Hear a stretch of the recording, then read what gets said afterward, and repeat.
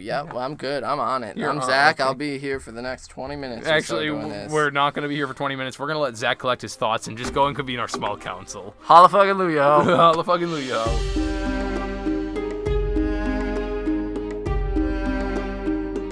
Heyo, what up, and welcome to another episode of Brotherhood Without Manners, your favorite full spoiler reread podcast of George R.R. Martin's A Song of Ice and Fire series, reading A Clash of Kings. As always, I'm your host, Zach, and sitting here next to moi, my brother Nate. That's me. I'm Nate. I'm your brother. That was terrible. He's bad at this. Anyway, if I'm you've joined distracted. us before, he is distracted currently, doing sound quality content stuff. Yeah, my bad, dog. If you joined us before, thank you for coming back. If you haven't, we are full spoiler. This is your warning at the top of the show. We've read the books before. Yeah. We know what's going to happen. We like to talk about what's going to happen. So go away now. This is your warning. Arya kills a dude. She kills a lot of dudes. She kills a lot of dudes. But Lots of dudes. if you joined us last episode, we were reading Dany 5, the first chapter after the Battle of Blackwater. And Dany's last chapter of Clash of Kings. And Dany's last. Dany, after dealing with the warlocks in Qarth at the House of the Undying and seeing some trippy visions, pretty much had a pretty cold reception in Qarth from then on. The rest of the city wanted her dead. And gone. Or gone, Either including Zara wanted her gone as she refused to wed him and give him a dragon. They tried to do some bartering, but she declared that a dragon is worth 1/3 ships in all the world, and so he said, get the fuck out. Dany, Ricardo, Jorah, and Aggo went to, Joko and Aggo and Jorah go to the waterfront. Yeah. And there, a sorrowful man attempts to kill Dany. And Sir Arstan Whitebeard and Strong Belwas, and Barristan fucking Selmy The Bold intervene Very and bold. save her life and come into her service due to Illyrio Mopatis. Yeah. Illyrio Mopatis? Mopatis. Who sent them along with 3 ships to bring her ass to Pentos. And so she renames the ships and sets sail. And that's it for Dany. Yes, and this episode, though, we're reading Arya 10. So last we left Arya. Arya's last chapter. This is Arya's last chapter. Last we left Arya was a while ago. Recap. She, Gendry, and Hot Pie are at Harrenhal, which is currently home to Roose Bolton. She has been made his cupbearer because of the hot weasel soup, which is what we got last chapter with Arya. Is she basically figured out how to utilize Jaqen H'ghar's persuasive talents and free the Northmen. Yeah, free the Northmen. They took over, and Vargo Hoat and the Bloody Mummers and the Brave Companions and are all there, and it's a shit show. And yeah, Harrenhal's a pretty scary place to be right now. Pretty much. So, we pick up this, Arya 10, her final chapter of A Clash of Kings, as Arya is noting the tar-dipped heads that now adorn the walls of Harrenhal. And she pictures how pretty Joffrey's head would look, tarred with those big, bulbous lips. If she was a crow, she'd pick them off. Just fucking go to town on his weird, pouty lips. She's at the well filling the bucket full of water for Roose's basin. Filling the bucket at the well. And she kind of has this thought that she wonders if the Ravens recognize the Maester up there. The previous Maester. And so, because we're full spoiler, we know it's the Maester that was sending letters and messages off to Casterly Rock and King's Landing for the previous hosts of Harrenhal before Roose Bolton took over. Yeah. And so it was him, the armor smith, Lucan, and all the servants. Well, there's also Goodwife Hera and the steward as well. Yeah, otherwise all the servants that were pleasing the Lannister troops and forces were now stripped, shaven, and chained out by the bear pits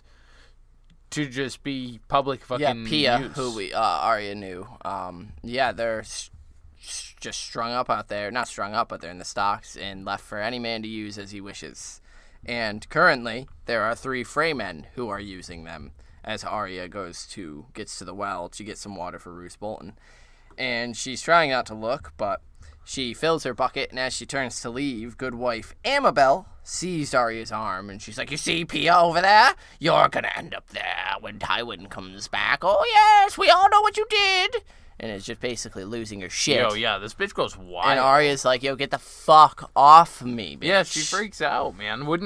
Just some random bitch starts grabbing on you. Who wouldn't freak the hell out? And Amabel goes on saying that she has an old broom, and that when Arya is in the stocks, maybe she'll have a go with her as well. And Arya swings the water bucket at her, misses, but sloshes water all over, and says, "Don't ever touch me again, or I'll fucking kill you. I'll kill you dead." And so she goes to refill her bucket, thinking that if she told Roose Bolton what this bitch just said, her head would be up there on the walls before dark. But I won't.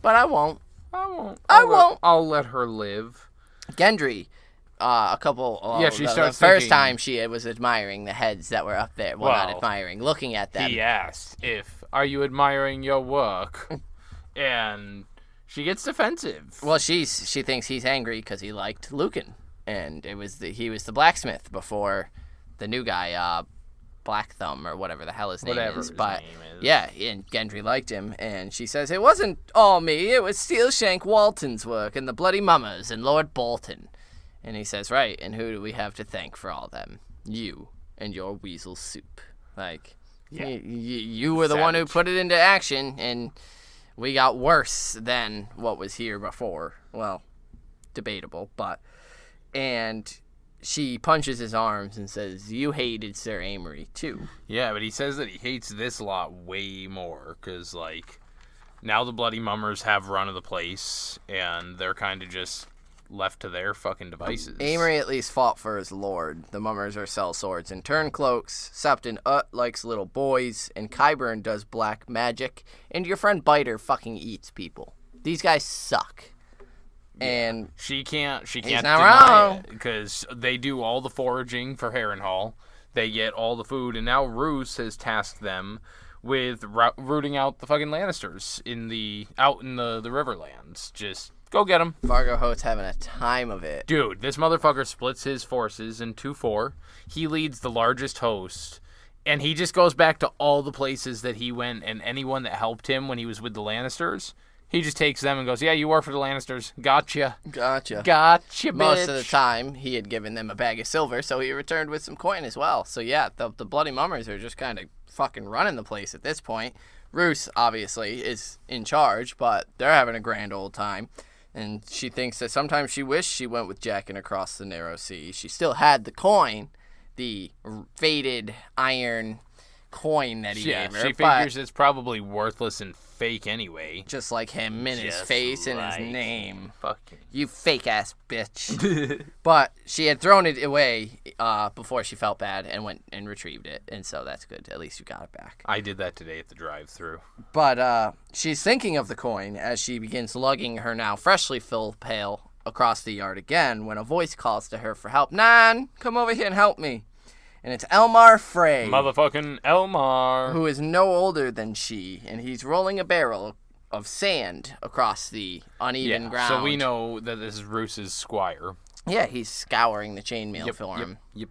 And Arya runs over to help him, and she notes that he's always nice enough until the job is done, because he asks if she thinks it's clean, and she's like, you should probably do it again just to be sure. And you do it again. Yeah, you do it again. He sounds just like a Frey here. Yeah, he always then seemed to remember that he was a squire and she a serving girl, and he liked to brag that he was actually the true-born son of Lord Walder Frey, not a grandson or a cousin, and as such, he'd be marrying a princess.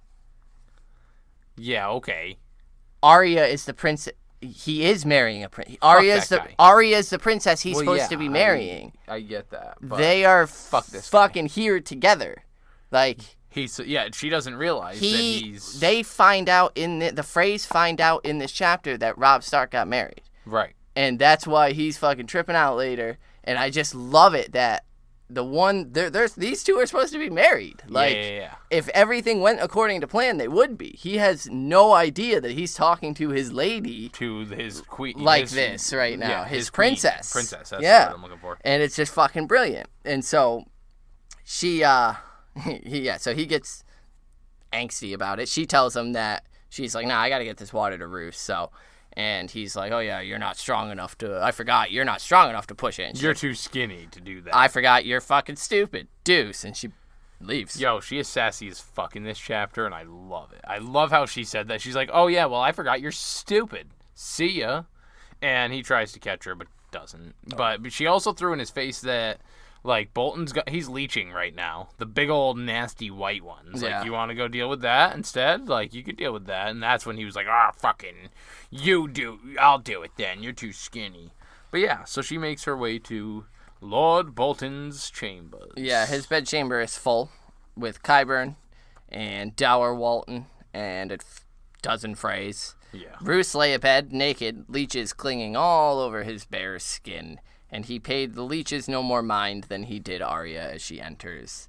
And discussion is that they cannot allow Tywin to trap them here. Harrenhal is large and food is scarce, and they will not have enough to survive a siege. Yeah, and Roose is just whispers out I have no intentions of being besieged. See, if I did that, he'd yell at me, but he can do it, so it's okay. Yeah, Roose, just and Arya notes that it gets so quiet in the room because everyone's like, wait, what? Yeah, what's he saying? I feel like she was even referencing saying that just in general, his chamber always has this hush over it. It's always just quiet when you enter because he doesn't allow you to fucking speak it more than his little whisper there. Roose goes on saying that Tywin's currently at King's Landing, and he's got much to do there to keep him busy.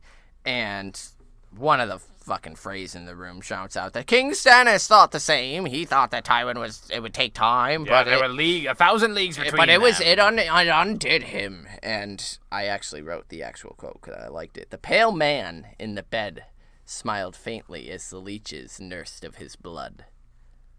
I am not a man to be undone, sir. Like, what a power play. He's laying there stark fucking naked. So leeches all over him. I am not a man to be undone, sir. What he means there is I am not a man to be undone. You said it wasn't going to be fucking bolt-on stupidity. This isn't. So he's not a man, which a normal man will just be undone. He's a vampire, and so he will not be undone. I just wanted to jump into it once, because fuck you. But that had nothing to do with what I was talking about earlier. So, anyway. I'm just going to stare at you now. Because I did a bolt-on reference? Yes, because it's fucking stupid. You can get over it. I love it. I will not get over it.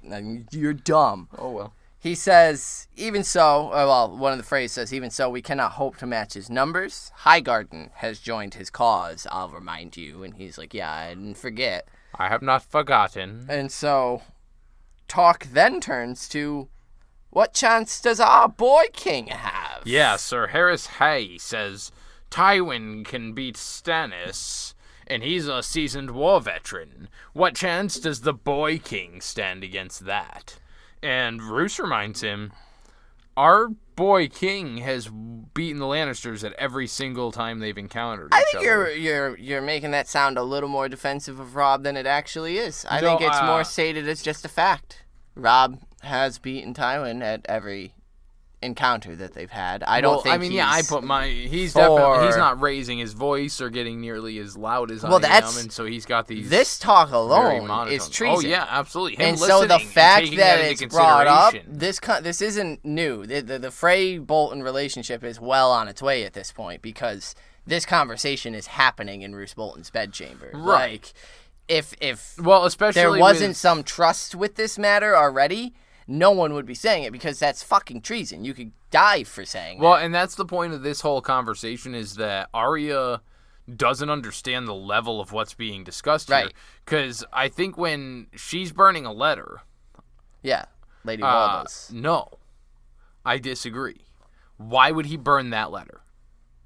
She was burning this letter. The letter that informed them that Robb married somebody else. The Freys are not happy. Let's start working an alliance with the Lannisters. Like, the conversation she walked in on, she missed the important stuff. They're actually, like, considering things here because the Freys are clearly pissed. We learned that from little Frey. Right, but Arya doesn't say, like, Qyburn produced a different letter for her to burn. Roose just tells her see to the letter, and she burns it. And it's not like there's a new letter or an additional letter. It's... But I also didn't see it say that... Because the only one, like, Qyburn's he specifically pulled that and was reading that one. He just kind of said. She says this, and she can't wait for... Is he reading it, or was he stating the words that were in that letter? Well, it's Arya who's saying Lady Walda's letter is always the same. Like, we don't get what Qyburn is saying. Right. So we're assuming that it's the exact same letter. But it might never have been that letter that he was reading then. And so the one I think she's burning that letter that states that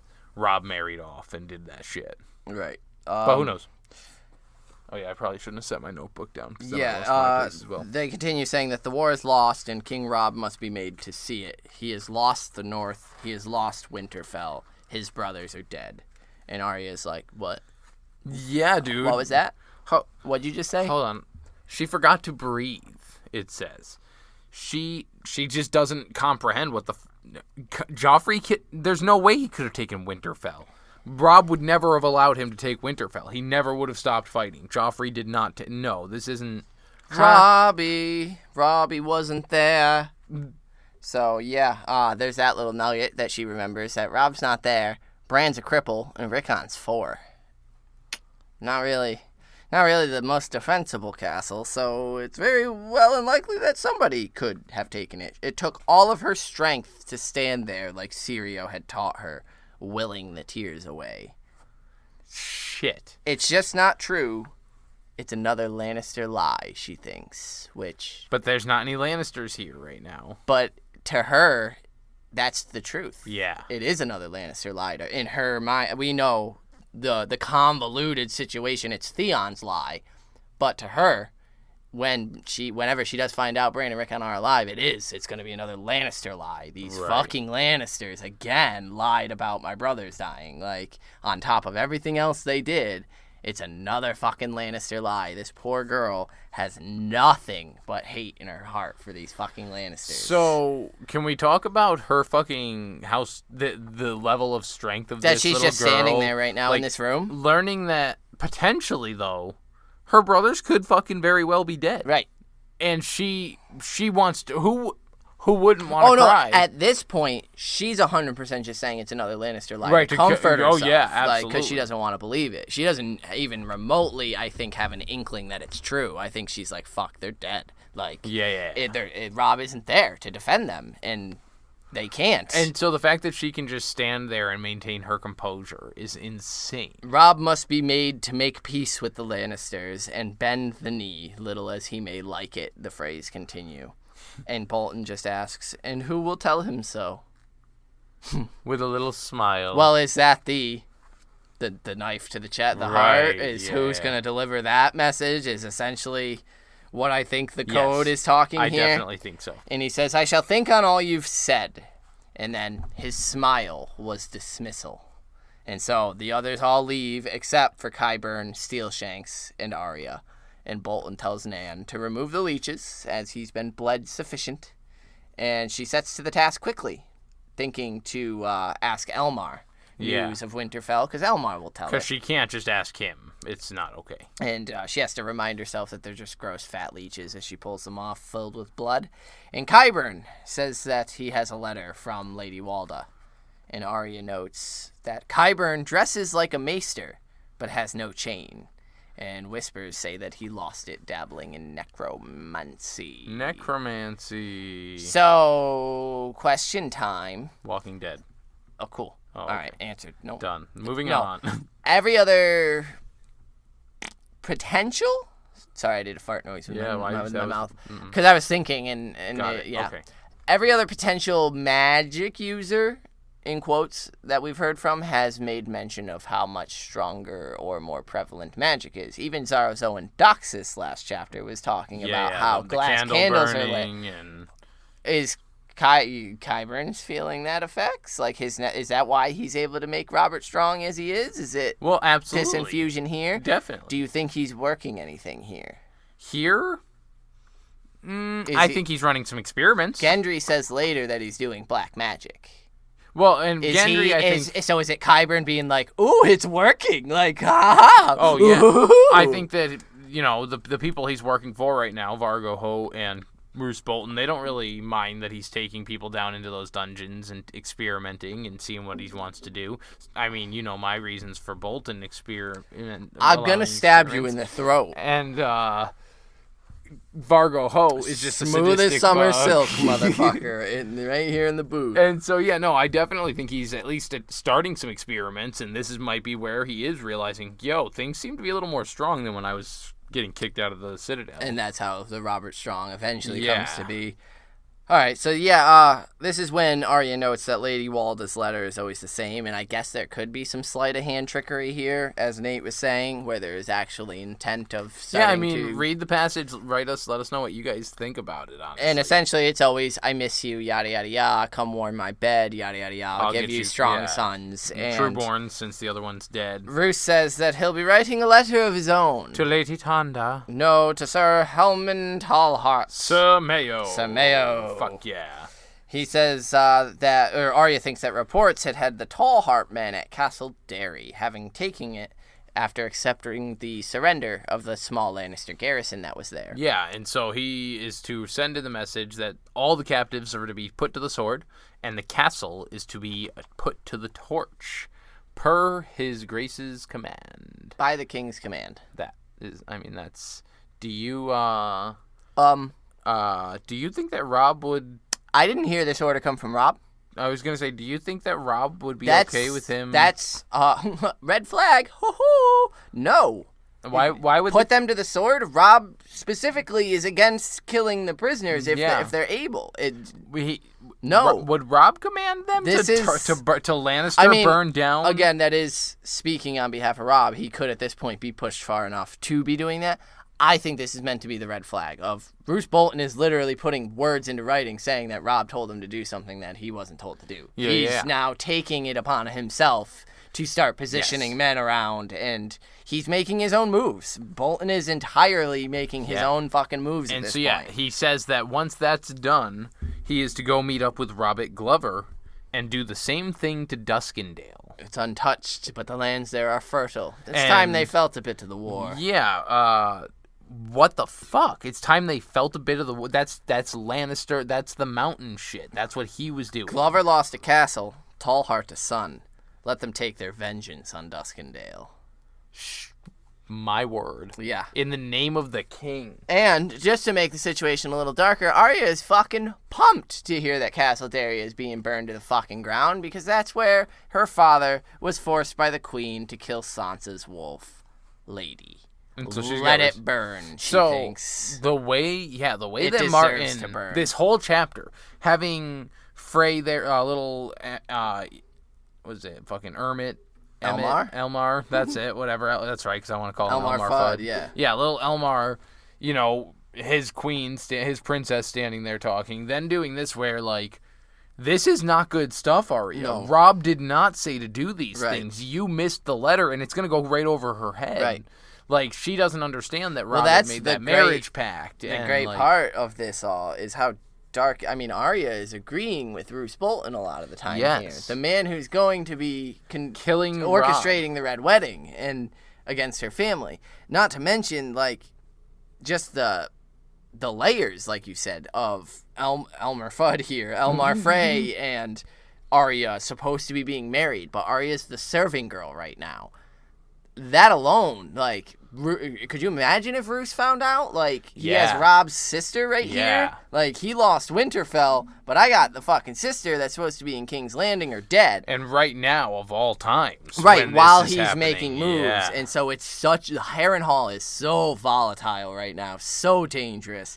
And she knows but doesn't know. Right. And, we got fucking Qyburn dancing around some fucking wailing towers just doing magic spells because magic's back. That was the next thing I wanted to mention is Qyburn he's seeing all these letters. He knows what Roose... He knows that... Qyburn is in the shit right now. Dude, he is willing... That was a note I made too. When she walks in, Arya, unnoticed... She stands beside She goes and Qyburn. stands next to him. Yeah. And I thought that was oddly specifically noted. Yeah, of all people. Is she gonna recall his mannerisms? Right. Is that a thing in the future? Are they gonna re-meet up? And it's a remember Nan, cool I'm Nan, bitch. Bah, smooth as summer silk again. Smooth as summer silk, motherfucker. the fact that he is already willing to... He knows that Roose is speaking on behalf of Robb without having any word from Robb. Yeah. Knowing that the last word from Robb was actually through the Freys, alerting them that Robb fucked up. Yep. And so he's willing to go, oh, okay, and you want me to go sick some of Robb's men on cities? Sure. Let's do it. Let's burn them down. And he's, sure. So to throw that into, like... He's practically gifted to Cersei from Roose Bolton, Vargo Hoat, all that shit. But... do you think there's anything to make of Steelshanks Walton not saying a fucking word? I didn't understand why he was here. I think that George Martin forgot that he wrote that he was still there. No, I don't know. Because he's silent. Because at this point, he's dour. At this point, Roose starts getting dressed and says, I'll be hunting today. And Qyburn's like, is it safe? Like, Septonut's camp just got attacked by wolves the other night. And he's like, it's the wolves I mean to hunt. I'm fucking tired of this shit. They're keeping me up at night. Like, nah, we're going to go handle it. And Qyburn just says, because Roose says, it is odd. Long ago, there used to be packs that would hunt men, it was said. But that was a different time. That was a different land. It is queer to see common wolves... so bold, so far south. Yeah, and Qyburn says, terrible times breed terrible things, my lord. And Bolton smiles. Which he doesn't do. And says, are these times truly so terrible, Maester? Which he calls him Maester. Which... yeah.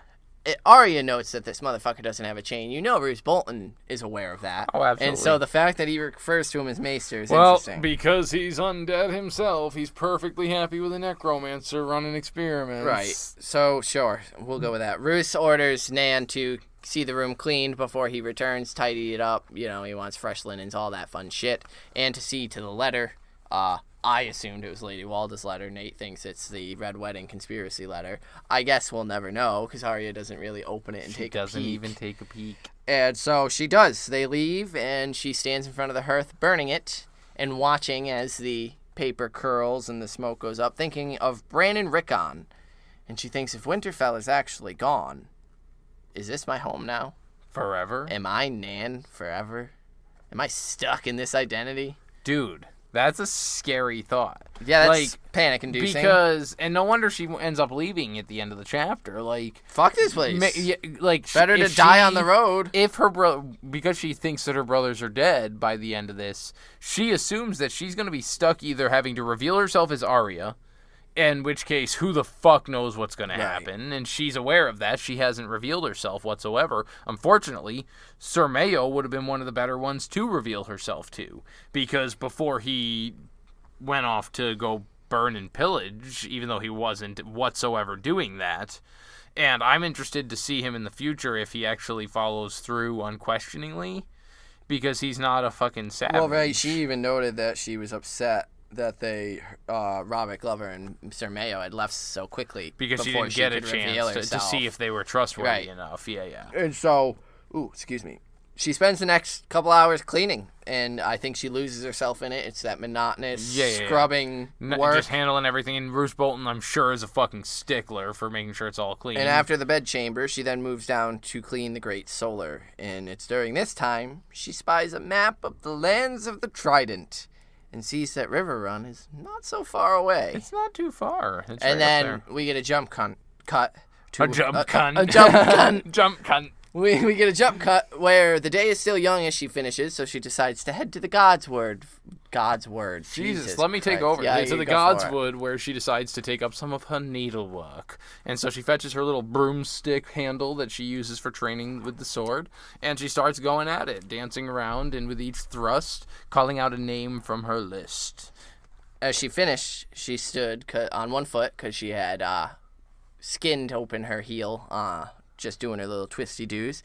So she stood on one foot in front of the heart tree and raised her sword in salute. I did note that she did say Joffrey 3 times at the end to finish off, which she seems to do quite often. She really hates that little bastard. Who doesn't, man? Yeah, so, and yeah, as like you said, raised her sword in salute and says, Valar Morghulis. She likes the way it rolls off her tongue. It says, Valar Morghulis, she told the old gods of the north, which she doesn't even know what it means. And she's using it as like a prayer, and then she does it later when she kills the man the first time, appropriately, right? And it's just it's amazing, and so she begins. She leaves and is crossing to the bathhouse when she looks up and sees a raven circling the rookery landing and wonders what news it might carry. It could be from Robb or anyone at this point. But if she had wings, she could go and check on her brothers, Bran and Rickon. And if she did find out that they were dead, she could just fly away up into the sky, past the moon and the stars, and see all the wild things in Old Nan's stories. The dragons, sea monsters, hell, maybe even the Titan of Braavos. Maybe. You think? I don't know. You think there's a little foreshadowing with that? No. She never sees the Titan of Braavos. Nope. Anyway. Yeah, it's good stuff. It's also heartbreakingly tragic that if she could fly, dear God, make me a bird so I can fly far, far, far away from here. It's a Forrest Gump. Forrest Gump I'm just going to stop talking. No, it's a podcast. It's a Forrest Gump reference. Forrest Gump. It is Gump. Gump. Why does Gump sound weird to me? Because you're a goon. Forrest Gump reference. Thank you. Yep. Well, I'm good. I'm on it. I'm Zach. Okay. I'll be here for the next 20 minutes. Actually, we're not going to be here for 20 minutes. We're going to let Zach collect his thoughts and just go and convene our small council. Holla fucking Luyo. Holla fucking Luyo.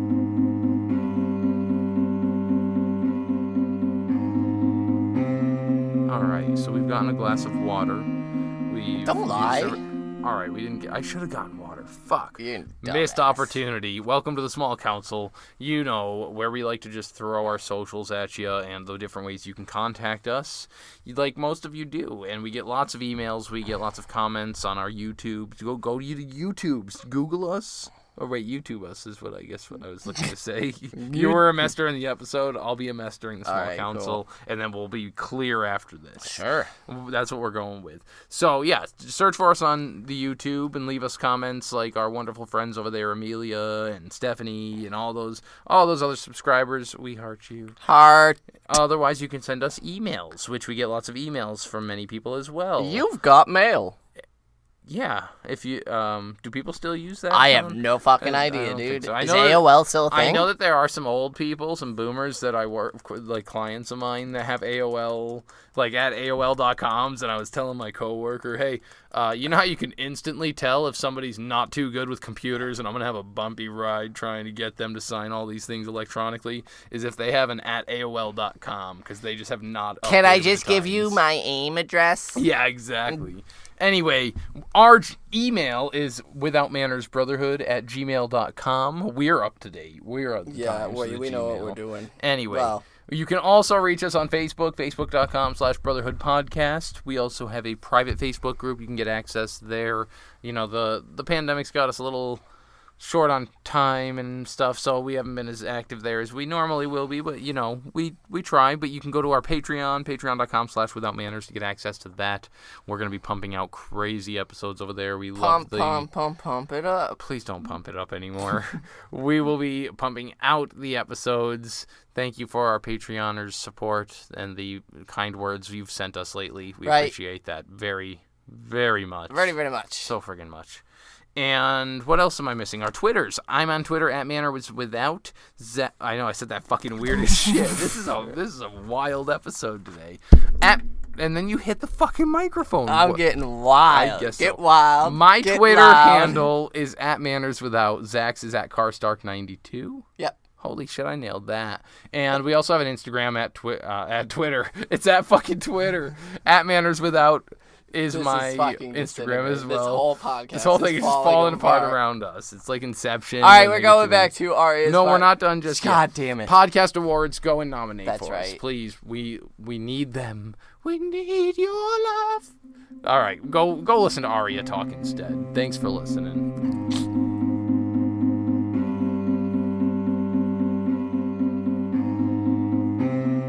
We're back. We're going to do this. We're going to be okay. We've got this. Ready? I'm ready. The hunting party returned near dark with 9 dead wolves, 7 adults, and 2 pups. Great. Let's pause here.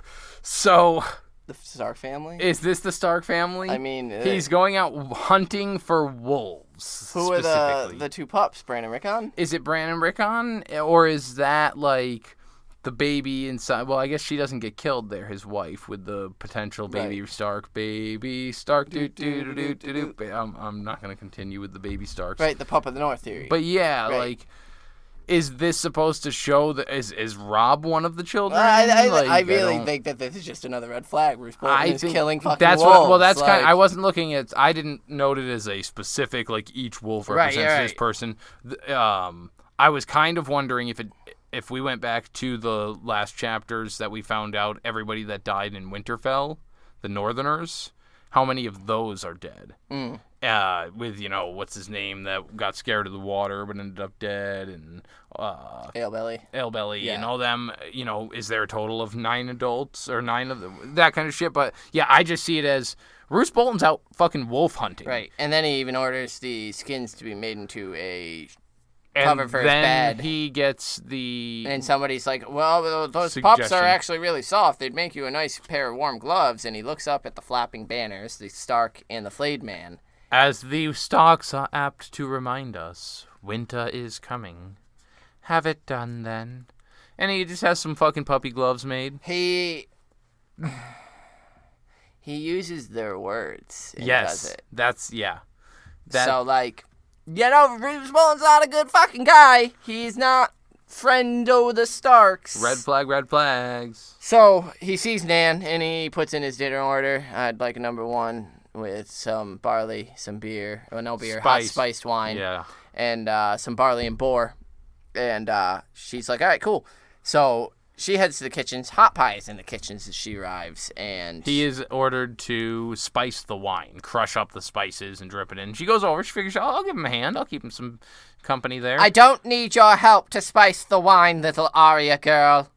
He doesn't say little Arya girl. Yeah, and it's fucked, man. I mean, is it? No, not at all. In what she's done, a bit of a hothead. But it is still sad because she doesn't quite understand how savage she is and what she's doing. I mean, check your privilege, Arya. Like, valid. Gendry and Hot Pie, this is the best they can hope for. This is their lives anyway. They don't get better. You're trying to escape to better. They don't have a better to escape to. And you are blind to that. Yeah, she definitely forgets that. She's just pretending to be this girl. And again, she's young. Like, she's not expected to be thinking of what other people's wants and motives are. Especially on this level. Yeah, with how terrifying everything is. But, like, still, it's the privilege aspect of it where, and she thinks, he either hates me as well or he's afraid of me now. And either way, she's more sad than her. Her friends are all like, nah, fuck you. So she backs off and waits, and when dinner is ready, it's all covered and wrapped, and she brings it up, and as she is re-entering the Kingspire Tower, one of the guards just kind of jokingly goes, "That's not weasel soup, is it?" Nudge, wink, wink. Just kind of as a jab at her. Right? Like, not towards her, but she clearly is, it's a little sore spot for her That's right now. the humor here. Like, you're not going to go down there and throw this fucking soup into the Lord's face and kill him, are you? Like, right, that's the joke around Harrenhal. Or it's the fool playing with the skulls. Yeah, that's the humor here. It's fucking dark Shakespearean shit in Harrenhal. Yeah, it's so she enters, and Roose is sitting by the hearth, reading a book, an old leather-bound tome as she enters, and he tells her to light some candles, and so she sets the food down and begins doing that.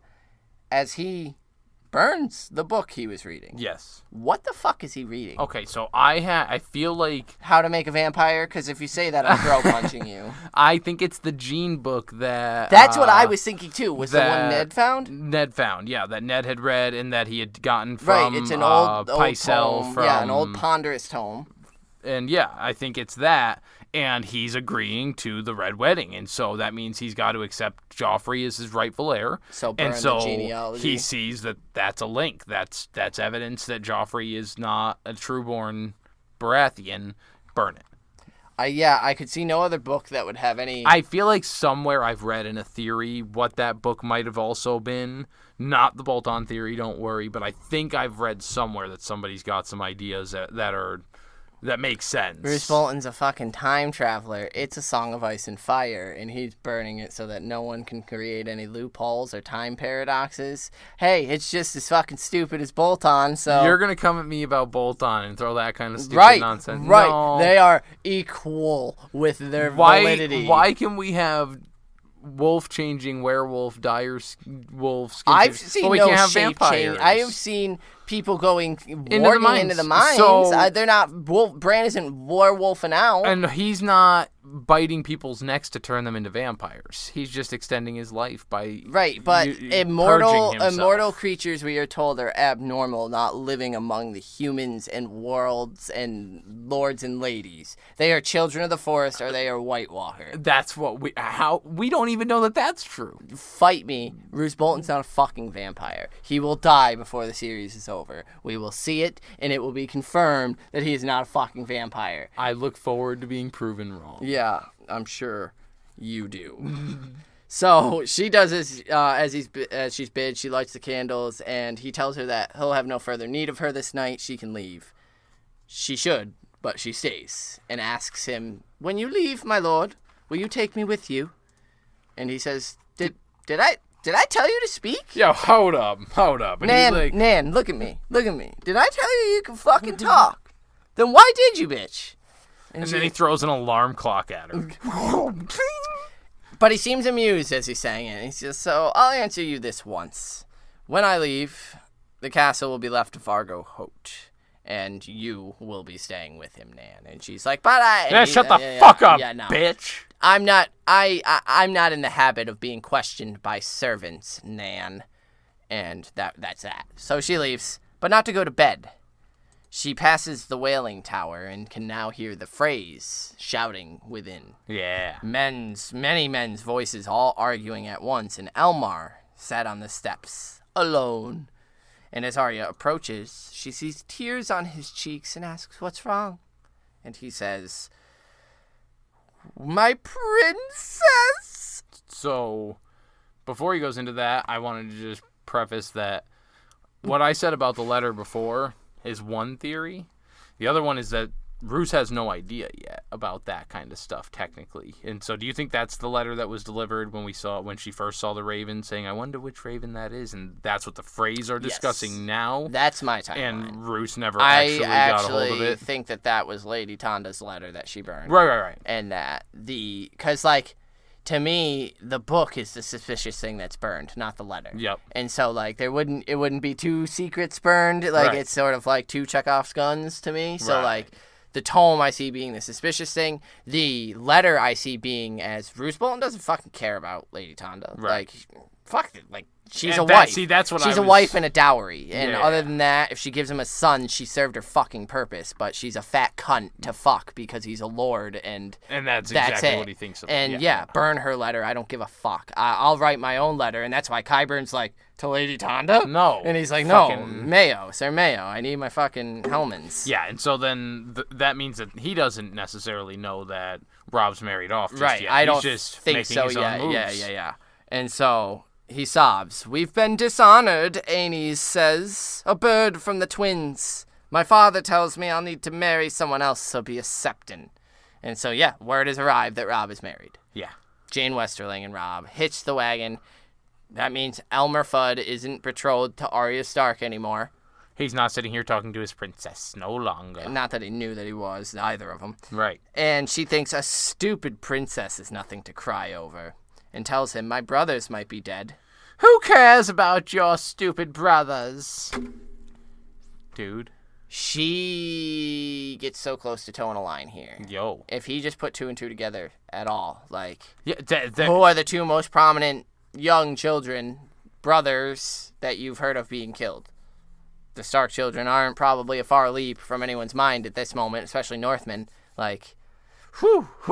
Dodging a bullet here with this Elmer Fudd motherfucker. Yeah, man. Literally. And so, he turns into a little cunt and says no one cares about a serving girl's brother, and she thinks it's hard not to hit him, and says, "I hope your princess dies," and runs off. And I just love the irony of that. Yeah, she hopes she dies. Huh? In the Godswood, she gets her broomstick sword and prays again to the heart tree. Yeah, dude. Tell me what to do, you gods. You gods. You gods. And for a moment, there is no sound. So, and then it's no sound, but like the wind's blowing.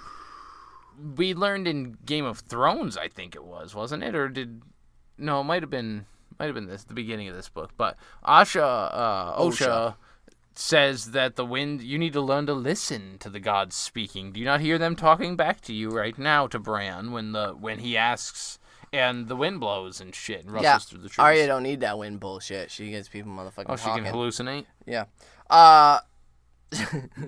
There's no sound but the wind. And then from beyond the Godswood, beyond the walls of Harrenhal, somewhere out in the big, large world, came a long, lonely howl.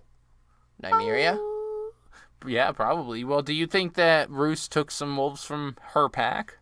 Right. Yes. So, yeah, I think that's Nymeria. I don't think this is in correlation to the wolf. I think this is in directly correlation to Arya. The prayer and the lonely howl, the lonely and especially Arya. The quote that she's about to hear or thinks she hears her father brothers whisper. Are dead. Like, yeah, it's a low. I think Nymeria is out there. You're not feeling alone. her. Yeah, I'm alone too, but we're alone together. And goose prickles rose on her skin, and then faintly, it seems, she hears her father's voice.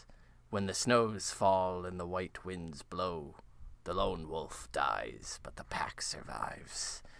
And she just thinks, there is no pack. There's no pack. Bran and Rickon are dead. She says that out loud, though there is no pack, and then she thinks to the Lannisters have Sansa, and Jon's gone to the wall, and I'm not even me. I'm Nan now. You are Arya of Winterfell, daughter of the North.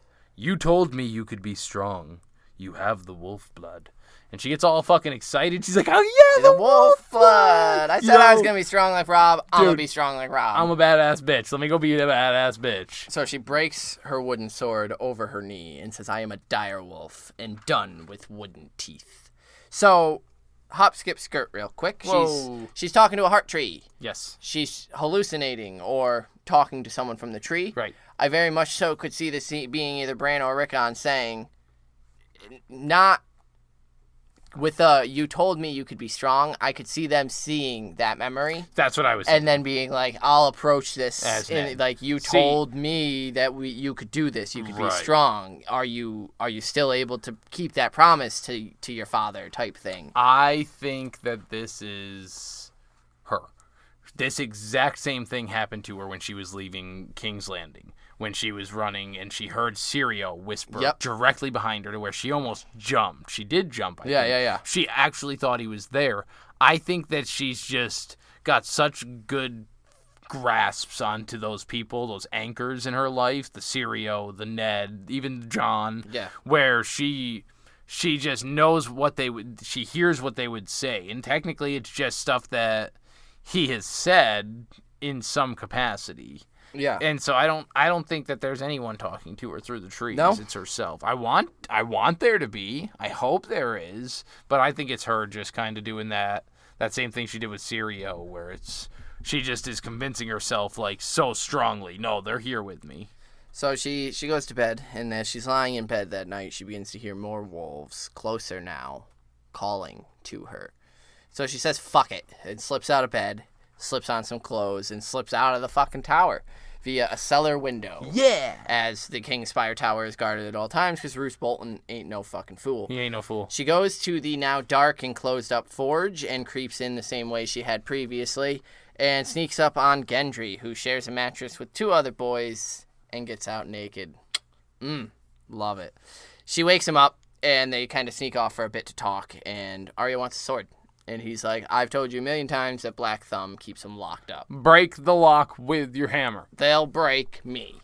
Not if you run away with me. And that's how they do it. It's all in sing-song. It's all in song. Yep. And that's pretty much the gist of it. Arya tells him that Vargo Hoat is going to get the castle, and then she lies, saying that she heard him say himself that he is going to cut the left foot off of every servant to prevent any escape, even off the smiths. And so she tells him to go and fetch hot pie. I love the end of this little part here. Get the bread or the oatcakes, You get the swords, I'll get the horses. Meet me near the postern gate in the wall behind the Tower of Ghosts. No one ever goes there. He's like, wait, I know that gate. That one is always guarded.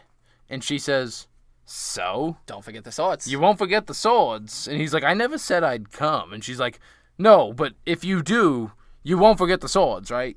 And he's like, what? Well, I guess not. Like, if I'm coming, then... No, I guess I won't. So she returns to the Kingspire Tower, enters the same way she left, dresses in some warm, for real this dark time. Clothing, and makes sure that she's wearing the tunic with Lord Bolton's with extra, sigil. like, she's got, like, extra underwear on. Oh, yeah, she's got her warm socks. She's fucking good to prepping go. for travel. Quiet as a shadow, she snuck down to the solar and grabs up the map and a dagger that Roose had left by the remains of his dinner. She slips out into the stables and kicks awake a groom, and saying that Lord Bolton requires 3 horses saddled and bridled, and he blinks at the sigil on her breast and says, "What, at this hour? What for?" And she says... Throws it right immediately. back. Lord Bolton is not used to being questioned by servants. She uses his fucking words from like 2 hours before. I guess brilliant. like and she 5 crosses hours, her arms too, like, I'm his fucking cupbearer, bitch. So she helped him saddle and bridle the horses, as she didn't want him to wake up any of the others. Fucking brilliant. And then she just hopes that they don't hurt him after. But they will. They probably will. But, you know... Leading the horses across the castle was the hardest fucking part. Trying to act calm, act like she knew where she was going. She tried to stick directly under the walls so that it was harder to spot. But no one saw her. Nope. And she saw no one. Only a gray and white cat atop the Godswood wall. Again? Is this to me is symbolism of Nymeria. The white and gray cat, the hissing from the Godswood wall. It's all, I don't know. It all feels very. It's intrinsically Arya. Everything in this chapter is. Because the cat obviously reminds her of the Red Keep, Sirio, her father. Which, again, the cat in the Sirio, the last time she was in the alleys and had that Sirio whisper, like, it's all kind of and she tells the cat, I could catch you if I wanted. I could, but I don't have time right now, so... So she heads up and waits for Gendry and Hot Pie, and she begins to sharpen her dagger to stay busy, just like she saw, like Sirio taught her, and like Yoren used to do, in keeping it nice and sharp. So we've also now seen, I think it's interesting, Jon did the exact same thing because... He was nervous energy. Corran taught him to, because Corran would just sit there and he was sharpening his blade. And so it's funny that they're both kind of taking that specific thing of sharpening the blade. But hers is a little more premeditated. Dude, yeah. She has intent to kill here. She knows that there's a guard in there. She's already talked to Gendry, and she was like, so fucking what? She's sharpening this blade with the intent to go in and shove it into somebody. Yeah. No questions asked. She's prepared to just first degree... pre-planned, premeditated murder. She heard Gendry and Hot Pie before seeing them. Gendry had the swords and was clanking together. She also notes he's wearing chainmail and had his blacksmith hammer slung over his back. Hot Pie, who's huffing and puffing, slams his leg into something and shouts and has a sack with bread and a wheel of cheese under his arm. Hell yeah. And so Arya tells them both to stay with the horses. She'll get rid of the guard. Gendry's like, all right. So she slips off, walking fast through the shadows of the tower, feeling like Sirio and Yoren and Jaqen and Jon Snow were all there beside her. Her dagger would be the best for this, good and sharp. Only one guard would be here, yet others would be close, she knew, so she must be quiet as a shadow. He must not call out. It begins to rain, and one drop lands on her brow and runs down her nose.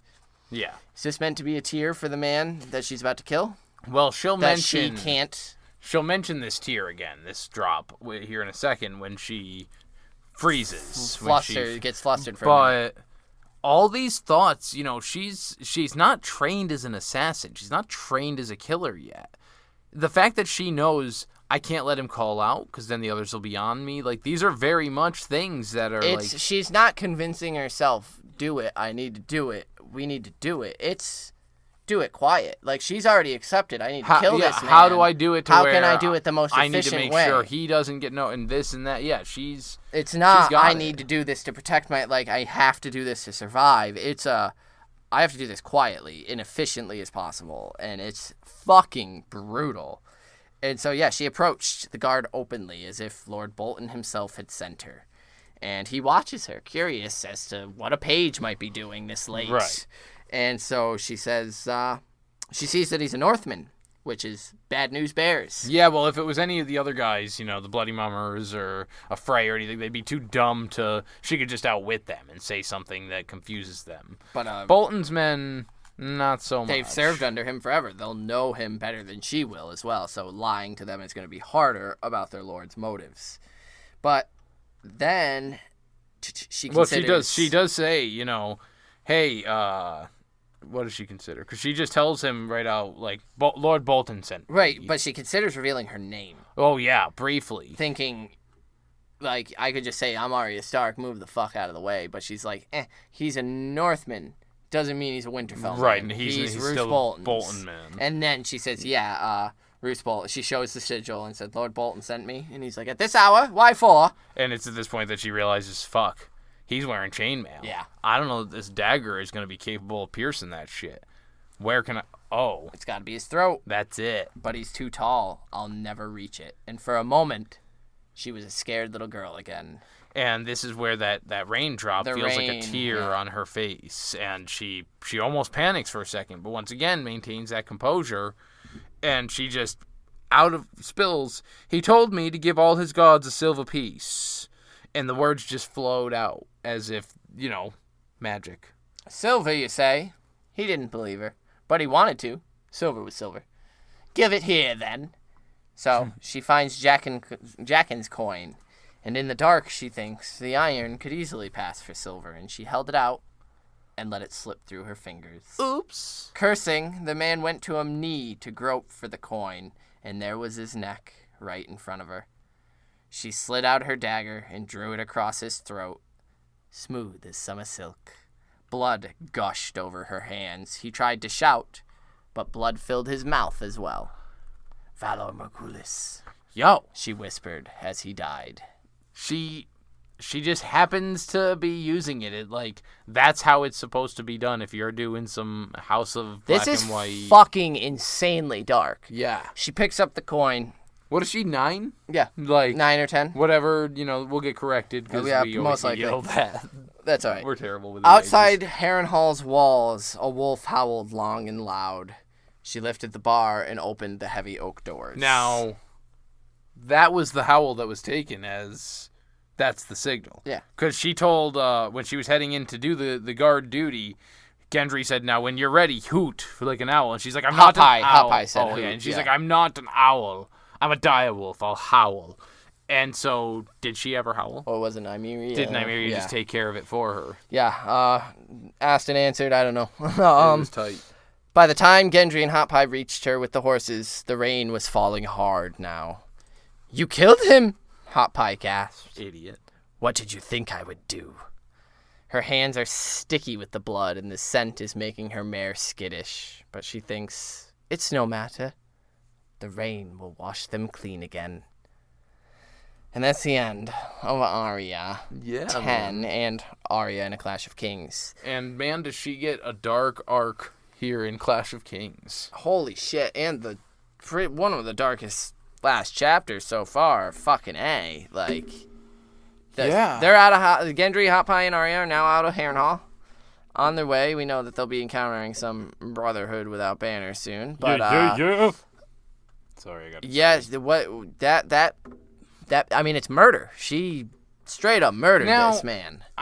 Because he's technically speaking... They're at war. She's a captive. Yada, yada, yada, yada, yada. Technically speaking, he is one of her brother, the king's bannermen. Technically, she is still... Well... It's treason, then. She doesn't know that she's not a princess, but, does know that she's not... I don't know how... Because she's not aware that, Elmer Frey there was supposed... she doesn't know all that shit, but technically, he should be serving her. Yes, he's a Bolton man, but according to law, she should be able to, take me to my brother. He's the fucking king. Take me to church. Don't take her to church. She was already at church. That's the... I don't think you want to go to Arya's I don't know. It's just wild to think. But, yeah, so being caught there, because she doesn't want to reveal who she is and all that, yes, it's murder, but what isn't murder? Well, right. I'm thinking more about the premeditativeness of it. The sharpening of the dagger is just so methodical. For a fucking 9... 10 at the oldest year-old, she's so disillusioned with death already. Like, yeah, that I definitely... This is a fucking scary, broken individual. Like, this child just slit a man's throat and thinks smooth as summer silk as she's doing it. Like, K? Yeah, that's fucking K? But, anyway, that's Arya. Yeah. Fucking A. You got an inductee? I don't know. I'm scared. Like, you're freaking me out, man. It was such a dark, scary chapter. I want to, I think, give it...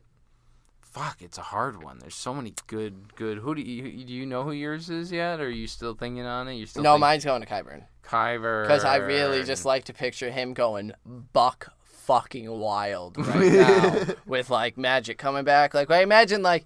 he was just, like, healing, stitching someone, and he was like, fuck it. Like, I'll just do one little, like, cauterizing spell thing. And it's like, and the guy's arm is singed, and he's like, oh, tight. All right, let's see what else we got. And then, like, there's crawling animated hands in his office and shit just walking around. I think Harrenhal is the perfect place for Qyburn to be. And I think it's interesting that he's being called the Necromancer. Yet he's one of the few spellcasters, like I said, that we haven't gotten mention of magic being stronger or suddenly working. Like, right. He's secretive about it still, and it's creepy. It's creepy. So Qyburn. Yeah, he's a scary dude, too. He's living his best life at Harrenhal right now. I mean, the only way it gets better is becoming best friends, BFFs with the Queen. Becoming Archmaester and having free reign on whoever the fuck you want, anywhere, everywhere. Right. And creating Cersei's personal bodyguard, so... Fuck yeah, Qyburn for, a hell of a, just a creeping around character in the back of Harrenhal. He does well to add to the weird, dark tone, so, Qyburn. Sweet. So, I'm going to give mine to one who we've inducted plenty of times before, but for different reasons this time, good old Gendry. And not because of his hot little bi action in the bed with the men and the nakedness, because that's fucking worthy all on its own, but... Because of the fact that, I think he would make a great king. Gendry? Yeah. Sure. Only because he'd be similar to Jon Snow, where he wouldn't, I don't want it. He doesn't want it. And so, I just really like that he's calling Arya on her shit. Because, like we mentioned earlier, this is the norm for small folk. He is exactly who Varys is trying to help. With that, right. They're caught in the crossfire. They just want, he just wants to build a cool fucking chest piece. He just wants to bang out some fucking swords, right. Man, clearly. That's why he's laying naked with the dudes in the bed. Damn it. But same with Hot Pie, man. Like, he just wants to cook in the kitchen and eat his little fat foods. Put a bun in the oven. He just wants a bun in the oven. Like all the sexual. Some sausage in the rolls. No, yeah. It's, And so I think that the fact that he's he knows who she is. He's still there to protect her. He understands she's fucking going, whether I like it or not. Right. And I'm too good of a person and not even I'm a good person, but he's a good person. And so he just feels guilty, I think, by letting her do what she wants. I think he's also like, she's got a fucking point. Like, Vargo Hoat sucks. He is a terror. Like, that's going to suck here. Yeah, well, because he was saying that he was more pissed off that was how it was, right. And how it was going to be going He hates them worse. Yeah. And so now even Roose Bolton's leaving. It's do I just stay and be stuck with it? Yeah, no, fuck it. I'll go take my chances. So yeah. Word, Gendry. So we did get an inductee from our favorite French fry, Julian. Where's he from? From France. French fry from France. And he says, hi there, it's very late and I'm so tired. So my email isn't going to be long. First time I read Arya and imagined her as a cold-blooded killer. Yo, absolutely. That last scene with the throat cutting was mind-blowing. Absolutely. Nice exchanges with Bolton, too, who's a great character. Absolutely. Fucking Roose Bolton, man. I just like saying absolutely now. My inductee is going to be the hissing cat, because why not? I like cats. This one reminded her of two of the most important men in her life, if not the two most important. Her father and Syrio Forel. Quiet as a shadow, Valar Morghulis. I heart cats. I love that you inducted the hissing cat. I like they're just significant that to means Arya. Nymeria as well. And Cat of the Canals, and they cats just have such a fun little tie with Arya, and I think it's a reminder of who she is, the cats, who she was, right. Remember why your beginnings were with Syrio. You were just training to fight, not to go on some crazy long revenge kill streak. It was to just fight in swordplay, playing swords. Yeah, you were as a girl. They didn't allow you the broadsword to train regular, so they got you a sword that was more befitting your style and your stature. Yeah. And you fell in love with it. And because you got the butcher's boy killed, you little bitch. Whoa. Oh, sorry. But true. Mike, whoa. Anyway. Yeah, those were our thoughts, feeling, and inductees on Arya 10, her final chapter of Clash of Kings. Next is going to be Sansa. And I think it's Sansa 8, I think. And that's her final chapter. We're coming down to the wire. There's only 4 or 5 chapters. Nobody has multiple anymore. So as we go through, these are the last bouts for everybody. So get us your inductees. Get us inductees for Sansa 8. Some people have already started sending us in their inductees for Storm. And it's awesome. Keep that coming. By all means, keep it up. Yeah, it's great. Or, Fox, send us inductees for Game of Thrones, and we'll read them out if you really would. Yeah, for the... anyway. We'll still read them out, because we just love hearing from you guys. And so keep an eye out for Sansa 8, and we'll get Clash of Kings wrapped up. Valar to Harris. Peace. I like that.